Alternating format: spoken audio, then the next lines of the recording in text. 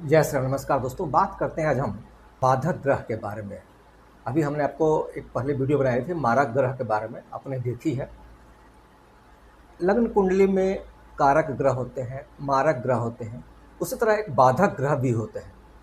बाधक ग्रह क्या करते हैं, आइए इस पर हम कुंडली देखते हैं। आप अपनी लग्न कुंडली खोलिएगा।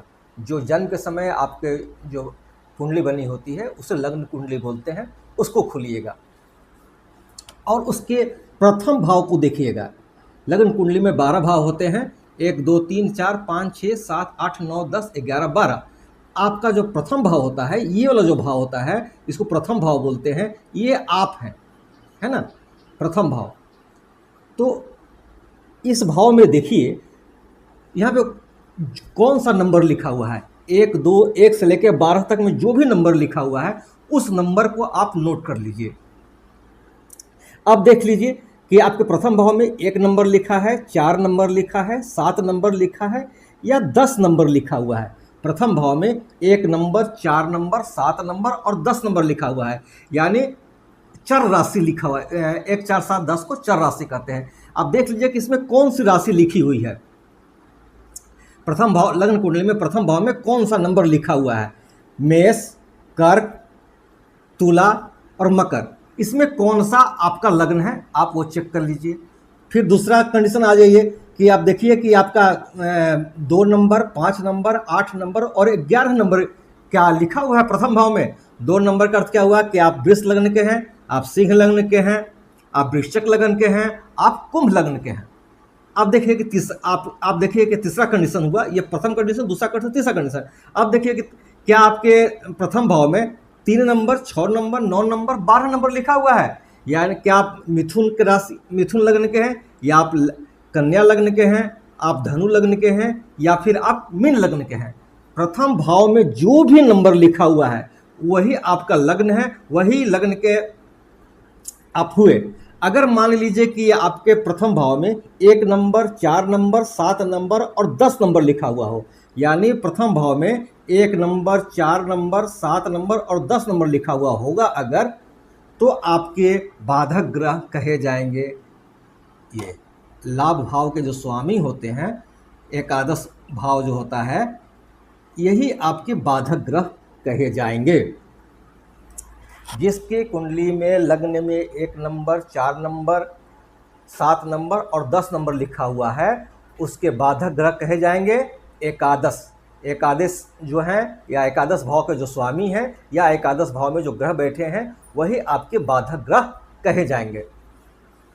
उसी तरह से अगर आपके प्रथम भाव में 2 नंबर, 5 नंबर, 8 नंबर और 11 नंबर लिखा हुआ रहेगा, यहाँ पे 2 नंबर, 5 नंबर, 8 नंबर और 11 नंबर लिखा हुआ रहेगा, तो आपके बाधक ग्रह कहा जाएंगे, आपके नवम भाव के स्वामी कहे जाएंगे, नवमेश कहे जाएंगे। इस भाव को बोलते हैं, ये आपके बाधक ग्रह हुए। 2, 5, 8 और 11 के बाधक ग्रह कौन हुए, आपके ये हुए। 1, 4, 7 और 10 नंबर के बाधक ग्रह कहाँ मिलेंगे आपको, यहाँ मिलेंगे। इसके बाधक ग्रह कौन मिलेंगे, यहाँ पे मिलेंगे, जो आपका लग्न है। और तृतीय कंडीशन क्या है, 3, 6, 9, 12। 3, 6, 9 और 12। अगर आपके प्रथम भाव में 3 नंबर, 6 नंबर, 9 नंबर और 12 नंबर लिखा हुआ है, यानी आप मिथुन लग्न के हुए, कन्या लग्न के हुए, धनु लग्न के हुए और मीन लग्न के हुए, तो आपके बाधक ग्रह जो होंगे आपके सप्तम भाव के जो स्वामी होंगे या सप्तम भाव में जो ग्रह बैठे होंगे वही आपके बाधक ग्रह कहे जाएंगे। अब हम बात करते हैं कि बाधक ग्रह क्या करेंगे। बाधक ग्रह करेंगे, आपको परेशानियां देंगे। जिस भाव में बैठेंगे उस भाव से संबंधित परेशानियां देंगे। स्वास्थ्य संबंधी परेशानी दे सकते हैं, रोग से परेशानी दे सकते हैं, अपने परिवारजनों से परेशानी हो सकती है, आपको शारीरिक कष्ट हो सकता है, सुख सुविधाओं में कमी कर सकते हैं, ये है ना। ऐसा नहीं कि हर वक्त ये बाधक ग्रह जो है आपको परेशान ही करेंगे। ये बाधक ग्रह कब आपको परेशान करेंगे, उसकी कंडीशन से, जैसे मान लीजिए बाधक ग्रह हुए। अब इस 8 नंबर की राशि के लिए बाधक ग्रह कौन से हुए, 4 नंबर की राशि, यानी कर्क जो है, कर्क राशि, तो यहाँ पर आपके कारक भी ग्रह है ना, लेकिन कारक ग्रह होते हुए भी आपके क्यों हो जाएंगे, क्योंकि कारक राशि के स्वामी होते चंद्रमा जो हैं कहाँ बैठे हुए हैं, आपके षष्ठम भाव में बैठे हैं, आपके रोग ऋण भाव में बैठे हुए हैं, तो ये आपके लिए कारक नहीं, कारक का भाव प्रभाव कम हो जाएगा और इनका प्रभाव जो है बाधक ग्रह के रूप में ज़्यादा ही प्रभाव देंगे। और साथ साथ ये भी देखेंगे कि ये किसके साथ बैठे हैं, तो शनि के साथ बैठे हैं। और शनि किस भाव में है, तो शनि यहाँ 1 नंबर की राशि मेष राशि में नीच के होते हैं। तो ऐसे परिस्थितियों में चंद्रमा का जो प्रभाव होगा वो अच्छा नहीं कहलाएगा, ये आपके लिए फिर बाधक ग्रह के रूप में कहे जाएंगे, है ना। कब ये आपके बाधक रूप में होंगे, जब ये आपके जो स्वामी हैं 1 4 7 10 के लिए एकादश भाव के जो स्वामी होंगे, 2 4 2 5 8 11 के लिए नवम भाव के जो स्वामी होंगे, और 3 6 9 12 के लिए आपके जो स्वामी होंगे वो अस्त होंगे, तो उनका वो बाधक ग्रह के रूप में प्रभाव अपना देंगे। शत्रु राशि में बैठे हुए हों तो फिर उसके जो प्रभाव होंगे वो आपको प्रभाव मिलेगा। नीच के संग में युति नहीं हो, जहाँ बैठे हो वहाँ पे कोई और राशि हो, या तो क्रूर ग्रह की राशि हो या फिर कहीं वो नीच राशि में ना बैठे हुए हो, तो इसका भी जो है प्रभाव, बाधक ग्रह का जो प्रभाव है आपको उस जातक के महादशा में आपको प्रभाव मिलेगा, है ना। और एक और चीज़ देखना है कि कहीं बाधक जो ग्रह हैं जो हैं, यानी इस भाव के अलग अलग कंडीशंस में 1 4 7 10 के लिए एकादश हो गया, 2 5 8 11 के लिए आपके बाधक ग्रह कौन कहलाएंगे, नवम भाव के स्वामी, और 3 6 9 12 के लग्न के जो कुंडली के लोग हैं उनके लिए सप्तम भाव के जो स्वामी होंगे वो बाधक ग्रह कहलाएंगे। अब इनके कहीं बाधक ग्रह कहीं 6 नंबर 8 नंबर और कहीं 12 नंबर पे तो नहीं बैठे हैं, ये भी आप चेक कर लीजिएगा। अगर 6 नंबर 8 नंबर और 12 नंबर राशि में बैठे हैं तो फिर आपके जो प्रभाव होंगे वो आपको बाधा पहुंचाएंगे। और कहीं ये क्रूर ग्रहों के साथ इनकी युति नहीं है, या फिर क्रूर ग्रह इन पर दृष्टि तो नहीं डाले हैं, अगर ऐसा स्थिति होगा तो जो बाधक ग्रह होंगे वो आपको परेशान करेंगे ही, है ना। अब हम एक और बात कह दें, तो अब ये देखना है कि ये बाधक ग्रह बैठे कहाँ हैं। मान लीजिए बाधक ग्रह है तो क्या करेंगे, बाधक जैसे इस राशि